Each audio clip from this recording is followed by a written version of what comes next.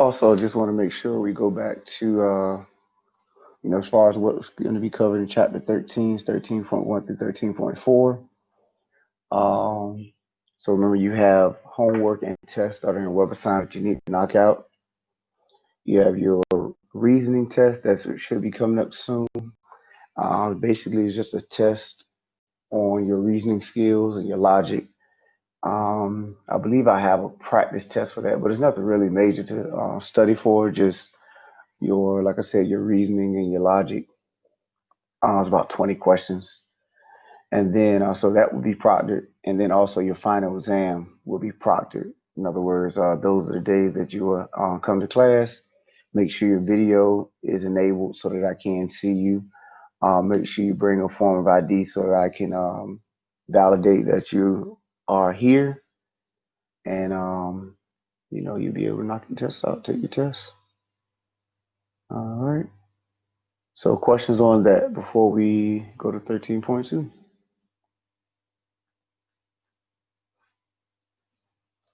All right. So let's look at 13.2. I see somebody in the chat. All right, cool. All right, so let's look at 13.2, measures of dispersion. And got my record on, everything's good. All right.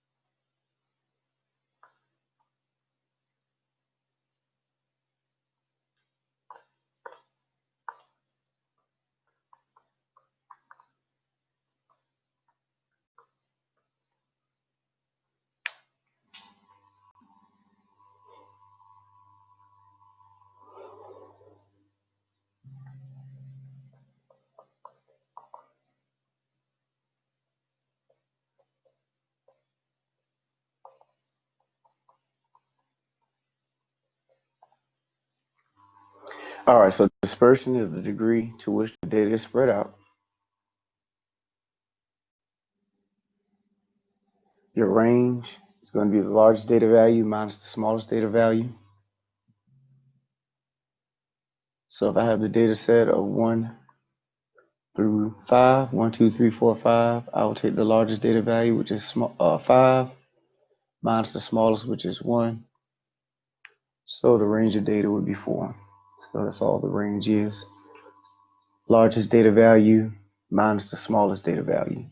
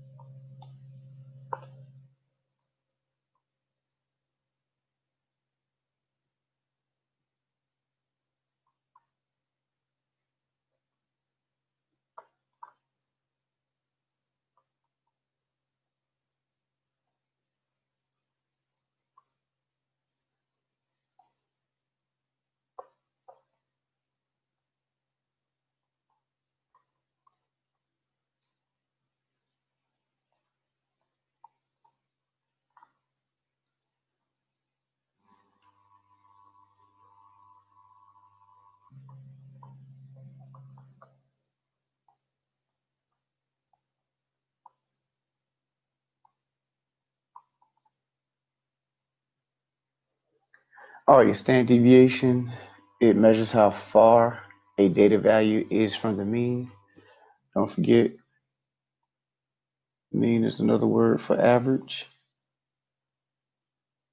So your standard deviation measures how far a data value is from the average.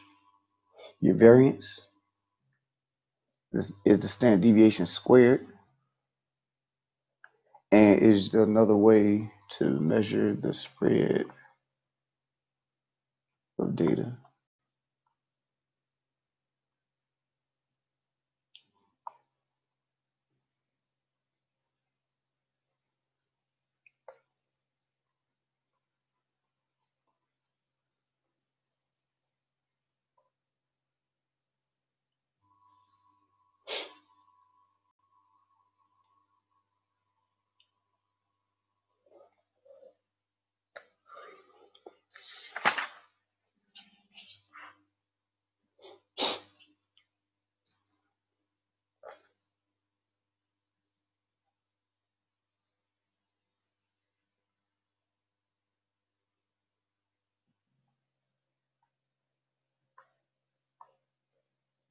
All right, we'll talk about how to calculate that in a second. Let's look at notation.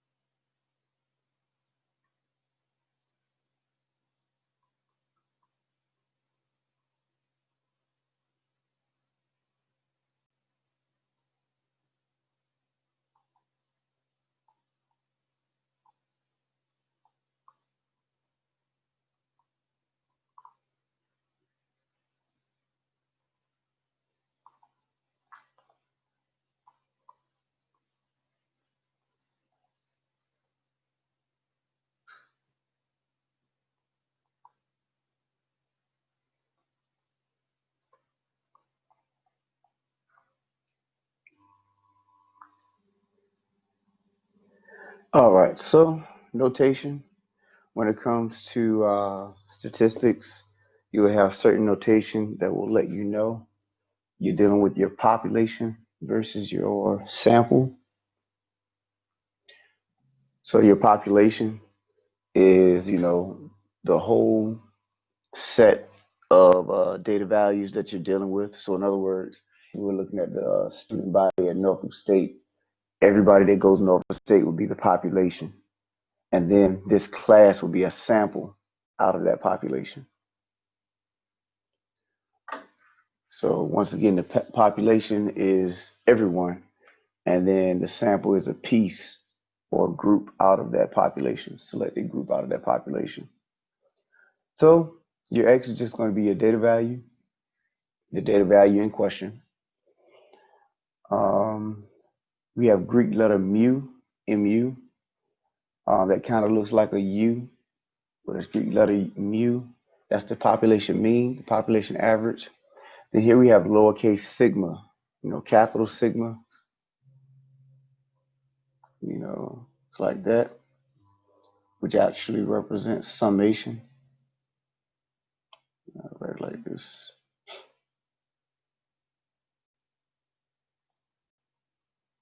If you were to see that.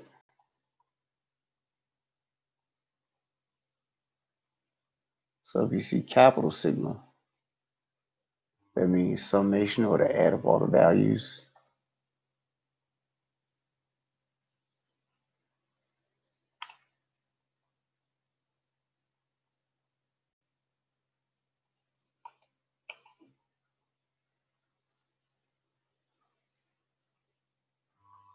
All right. But lowercase sigma is your population standard deviation, and then lowercase sigma squared is your population variance. Capital N is your population size.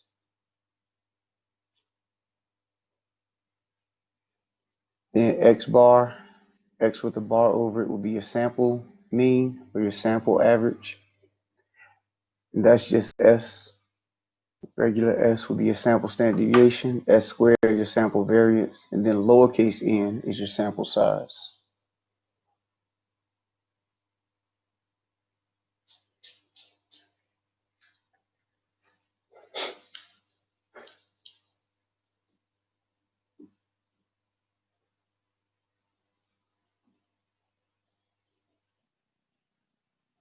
All right. So when you go about finding your, whether it be your variance or your standard deviation, make sure you pay attention to whether you're dealing with population or sample, because it will give you or ask, will give you a different number depending on what you're looking for.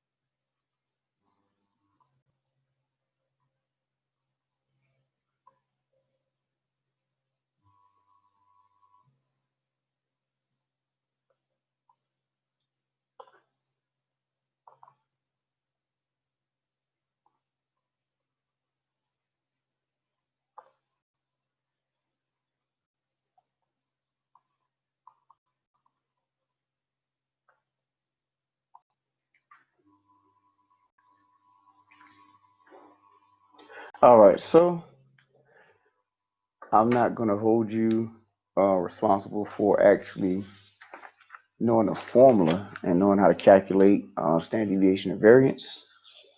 If you guys were math majors, then I would, but actually knowing how to use the standard deviation and variance is more important, and that's what we'll get into when we look at the next two sections. If I'm not mistaken, 13.4, 13.3, yep. So the application of the standard deviation and variance is more important than actually knowing how to.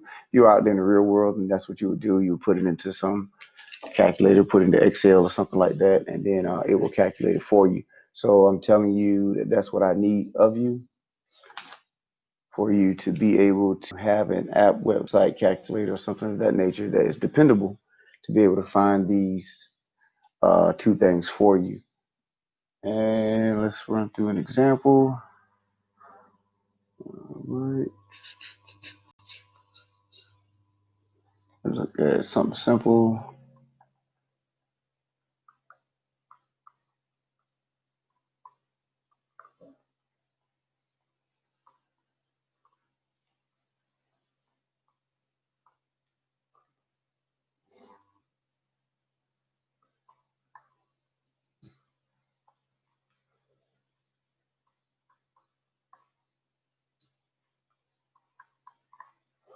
All right, so find the standard deviation and variance, and they give us the data set of 2, 4, 7, 12, and 15. So more than likely, this is a sample. You know, if it's a population, it would be a big data set. And of course, like I said, when you're dealing with your problems, they'll let you know what they want from you. But I'm gonna find both of them. So we're looking at standard deviation, the variance.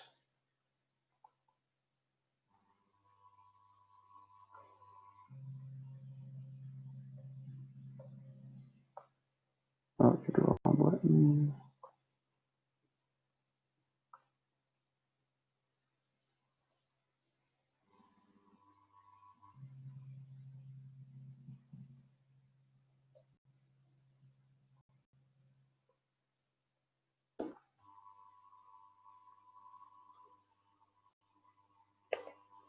All right. So all I would do is do standard deviation calculator. You don't have to use easycalculation.com. A whole bunch of stuff will pop up. And all you can do is make sure that it is dependable. Like I said, I like to use easycalculation.com, so I'll go there.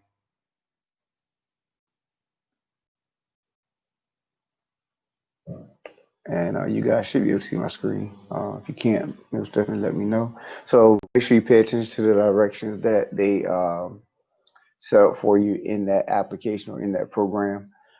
If you're doing more than typing up or typing in the data values and hitting enter, then whoa, what happened? Oh, okay, I don't know what happened right there. Oh, some app tried to pop up. Okay, so typing in the data values, this says separate by a comma. So we have 2, 4, 7, 12, and 15. And hit calculate, and there we go. And so here, the first two, where they give you the mean, standard deviation, and variance. And then notice it says population standard deviation and population variance. So if we want the sample, then we're looking at the first two, and then the next two would be the population. And that's just how this one is set up, depending on what you use. That will, dictate, what you take from it and everything like that. So standard deviation 5.4, variance 29.5.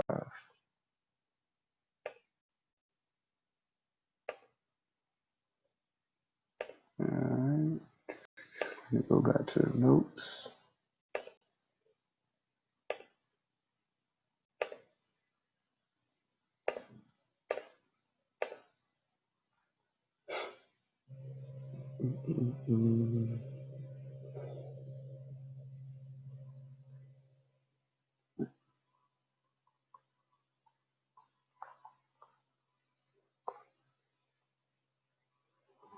All right. Questions on what we did there?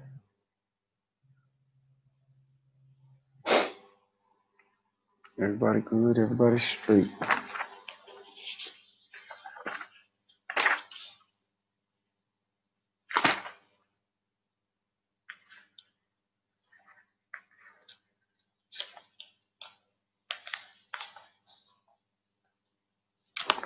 Okay.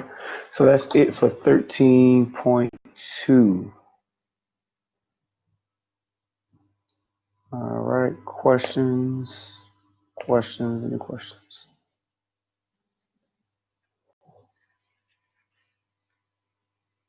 So Just like I said before, when it came to 13.1, there's no rush as far as trying to get through 13 before the end of the semester. We only have two more sections to go as far as new content is concerned. So with that being said, I will not go any further. That can wait till next class. Questions on anything I've said, anything that's going to happen moving forward before we close out today?